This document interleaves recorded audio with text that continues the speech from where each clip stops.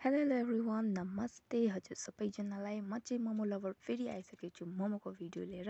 तपाईँहरूले सोच्नुहुन्छ होला कि कति मोमो खाँदो रहेछ, कस्तो नगाएको हो यो मान्छे मोमो खाएर भन्नुहुन्छ। तर मोमो लभरहरूलाई थाहा हुन्छ कि मेरो फिलिङ्स कि मोमोले कहिले मान्छे अघाउँदैन र कहिले मन भर्दैन। मोमोदेखि त म त ओ बाबा रे आइएम के भन्नु मेन्टल पागल जे पनि भन्नुहुन्छ तपाईँहरू।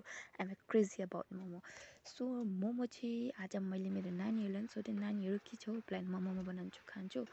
त नानीहरू त हो माई गड यस्तो प्रिय मोमो भनेर नानीहरू पनि मोमो चाहिँ साह्रै मन पराउँछ। र त मैले सबैजनाले हाम्रो घरमा चाहिँ सबैजनाले मोमो मन पराउनुहुन्छ, सबैजना मोमो लभरै हुनुहुन्छ।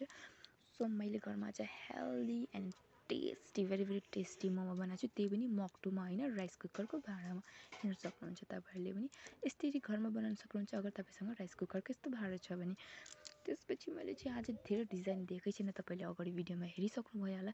मैले चाहिँ सिम्पल दिएको छु रोज स्टाइल, अनि अर्को त्यो स्टाइललाई के भन्छ मलाई चाहिँ थाहा छैन है। मैले जस्तो आफूलाई आउँछ त्यस्तै बनाएँ। एउटा हातले मोबाइल पक्रेको छु, अर्को हातले बनाइरहेको छु। मोमो बनाउने बेलामा चाहिँ जाँगर पनि आफै आइहाल्दो रहेछ है साथीहरू। आमामा अरू बेला सुस्ती अल्छी लाग्यो भने पनि मोमो बनाउनु चाहिँ नि जाँगिर भइहालिँदो रहेछ। वाह, हमेसा यस्तो जाँगर आयो भने त बाफ्रे मान्छे त है। अब हामी चाहिँ मोमो इन्जोय गर्छौँ। हजुरहरू चाहिँ भिडियो कस्तो लाग्यो भन्नुहोला, लाइक जरुर गरेर जानु होला, अनि कमेन्ट गर्नु नभन्नु होला। Thank you for watching.